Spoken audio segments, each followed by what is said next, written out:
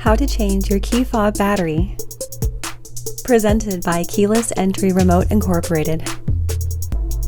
Step 1. Grab your tool. You can use anything this size. Step 2. Twist it open. Notice that the plus side is up. Step 3. Lift it with the tool and slide it out. Now put it back together with the new battery.